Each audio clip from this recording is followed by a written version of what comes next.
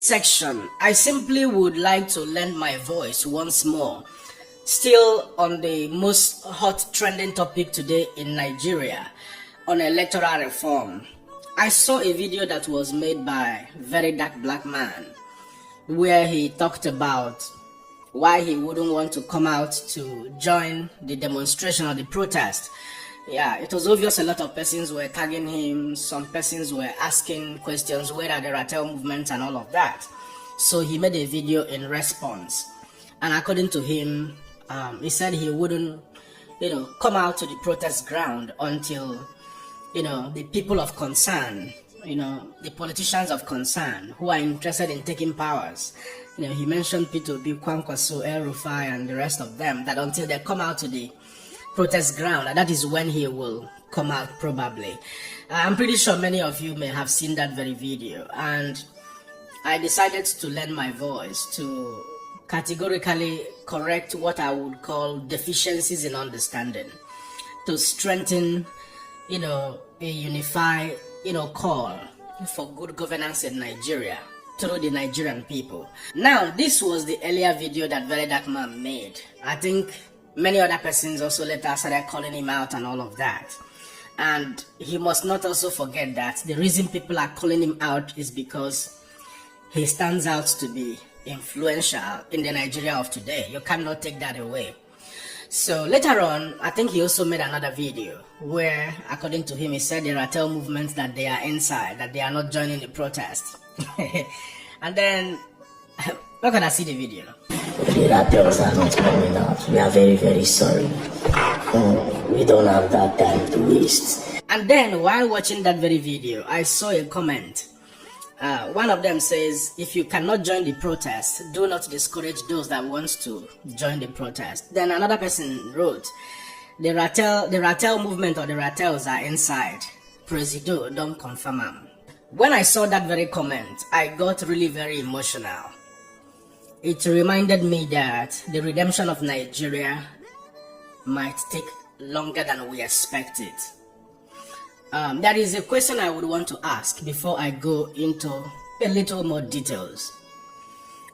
In 2020, during the SARs protest, I believe as at then, there was nothing like Ratel movement in Nigeria. And it was very easy to mobilize Nigeria and Nigerians. It was a people-led demonstration. And that was why, at the end of the day, it was very fruitful. Even though the government of the day, after unaliving many citizens of Nigeria, they still were denying that. Lai Mohammed and his team, and the Lagos State governor. Now, the question I want to ask in the Nigeria of today, is the presence of Ratel movement a blessing to the Nigerian youth? Is it a blessing to Nigeria and Nigerians, or is it becoming a curse? Yes, is it becoming a curse? I don't want to be ignorant of the fact that there are so many uneducated Nigerians, so many people who never passed through the walls of the university, so many dropouts that were not even privileged to complete secondary education or even primary education, either because of poverty or, still part of the multipliers effect of the consequences of bad political leadership in the country. Some were in the name seek and they will be, gangsters. They don't want to go to school and all of that. Now, when you say the Ratel movement are inside, that Presido don't confirm them, are you trying to say that Verydarkman is going to bring the dividends of democracy to you as a Ratel member, or that you are feeding from a different polity, just like Verydarkman said is the fourth arm of the government? Are you saying that Verydarkman has an allocation for the Ratel movement members alone? That Ratel members are feeding from a different source than many other Nigerians? You see, some of these statements are being made out of ignorance. When you do not understand what governance is all about, what political leadership is all about, what you stand to gain as a Nigerian. I don't want to look at it from the lenses of politics to begin to imagine or think that the Ratel movement has been politicized. I don't want to believe that, and I don't want to look at it from that very dimension. I will leave that discussion here, and then let me go in depth in addressing what Verydarkman said, that he will not join the protest until he begins to see the politicians. My dear brother, very dark black man, the Igbos in their wisdom will always say, no uto ka na-etoche etoche, mana ada amachi ife amacha. Yes, if I try to explain this in pidgin English, it simply says, na grow, na they grow finish, you go grow stop. But learning, wisdom is continuum. It's something that is daily. You continue to learn on daily basis. There are so many things we do in life out of ignorance, either because of poor knowledge, low understanding, we don't know how governance works, or we don't understand the dynamics of what we are talking about.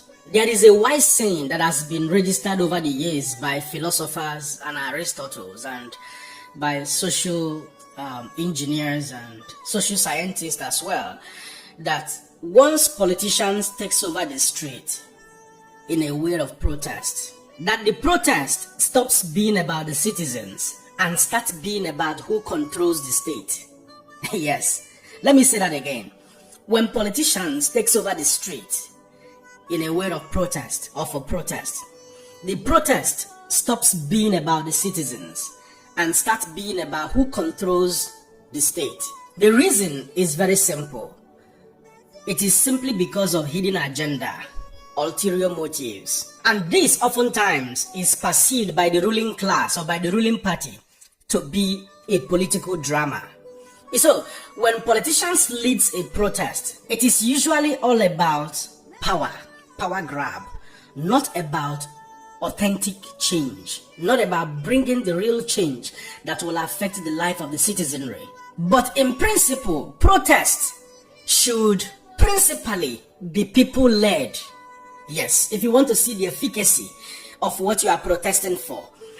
When people lead a protest, it showcases the authenticity. It reflects the public anger or demand. A people-driven protest carries moral weight.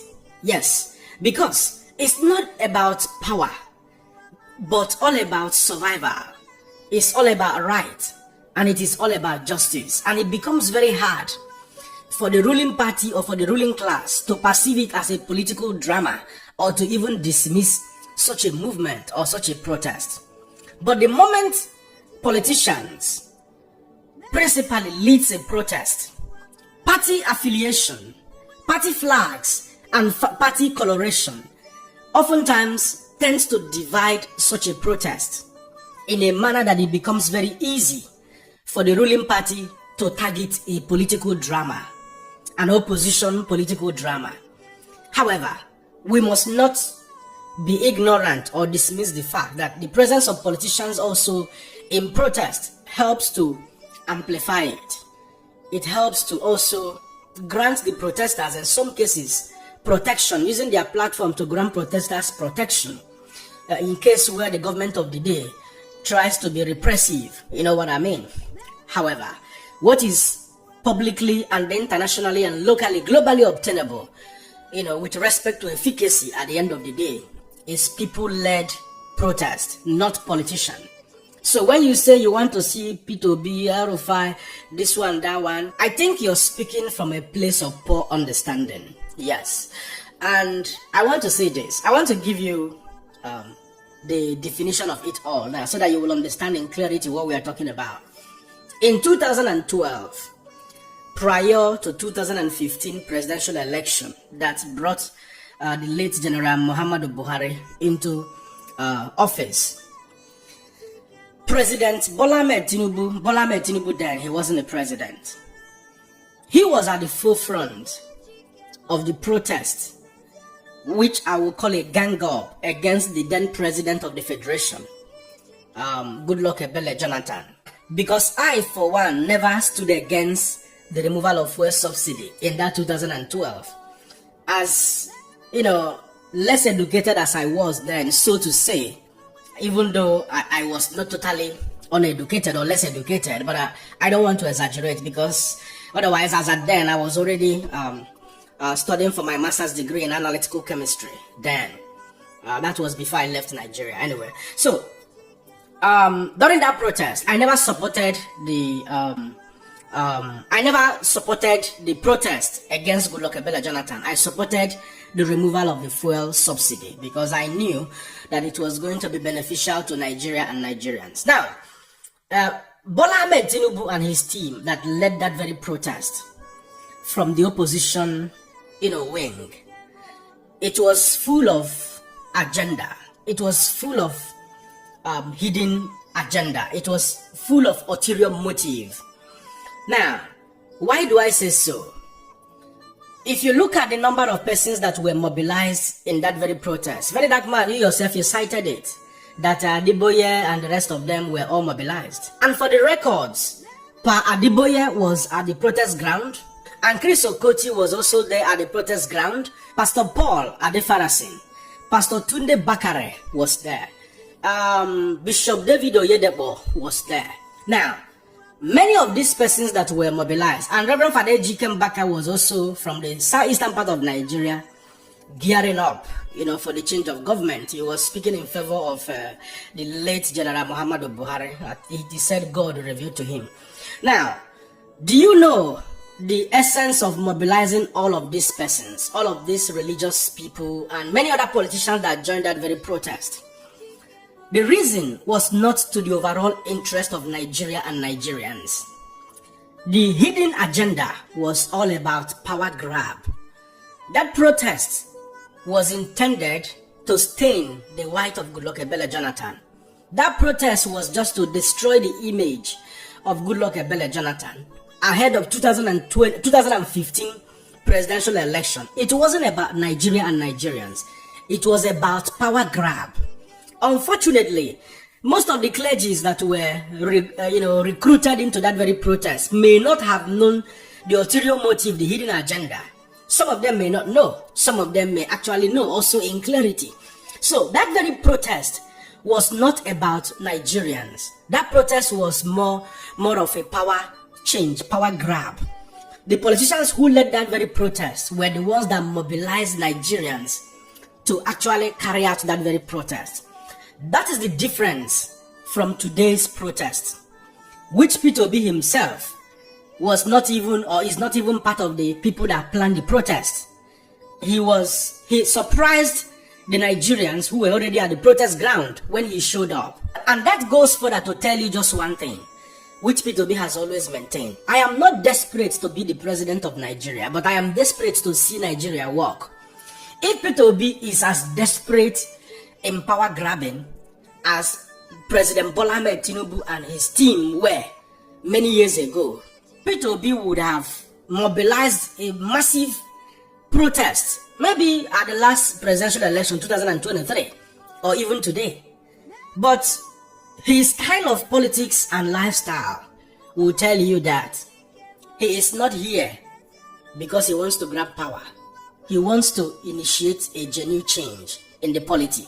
So the protest you see today about electoral reform is a genuine, reflection of the anger, a genuine demand from the citizenry, demanding for right and justice, demanding for the 10th Senate to make a law that will ensure free, fair, and credible election in 2027. Another dimension of it that will make you know or believe that it is genuine and totally different from the drama you saw in 2012 that was led by Bola Ahmed Tinubu and his team. How many religious pastors, how many clergies did you see on the protest ground? How many pastors and prophets did you see? How many traditional rulers did you see today at the National Assembly? You won't see them because the society has been captured such that no matter how hungry Nigerians are feeling, these persons are living the best of their lives because they are being bankrolled, because they are beneficiaries of the corrupt political leadership in Nigeria. It does not concern them. Whether there is free, fair, and credible election, it does not affect the sources of their income because they have taken a position parasitically in extracting our collective, siphoning our collective resources in Nigeria. So, my dear brother Verydarkman, you have a very big platform. Anybody who does not understand that you are influential in the Nigeria of today simply does not want to accept the reality. Whether the influence is reducing or not, you are influential. So it's a time you need to take a stand and also use your platform to educate your Ratel movement members. What you're doing is beautiful, but it's never going to change Nigeria. Go and look at people-led protests that has happened over the years in different countries of the world. Look at the United States of America, look at India, look at Egypt, look at Tunisia, look at France. There are so many recorded people-led protests that brought about the required change in the country at a time. So you have a very big platform. It's a time you have to take a decision and take a stand. Either you are for Nigeria or you are against Nigerians. Either you're for Nigerians or you're against Nigerians, because the APC-led administration has captured everywhere. It is beautiful that you have been able to understand the dynamics of their operations, what they have done so far.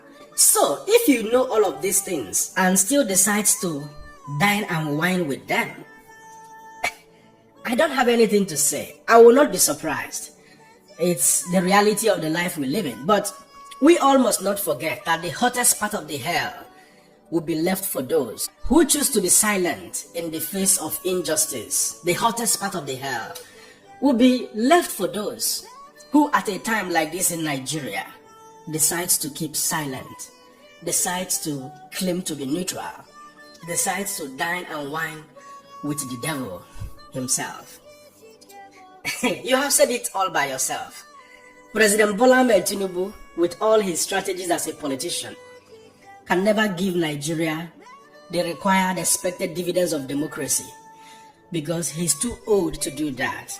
And again, he has surrounded by himself, bags and heaps of cankerworms who are bent on siphoning the nation dry. So, and when the head is corrupt, when water don't spoil from the head, it is hard to get a fresh, clean water, when you go down further. I sincerely hope that both the Ratel movement and my dear brother Verydarkman will understand that Nigeria needs to be salvaged. Just like it was said in the movie titled Melon, at a time like this, the destiny of Nigeria lies on the shoulders of all of us.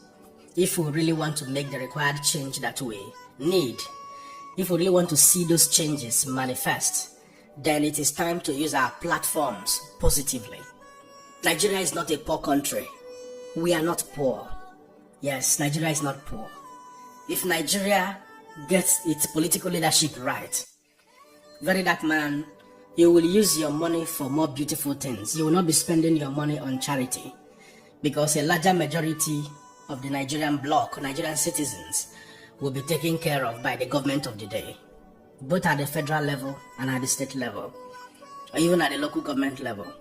I sincerely hope that all of us will fight the same cause to salvage this nation. At this point, I will allow you guys to be the judge. Don't forget to let me know what you think in the comment section.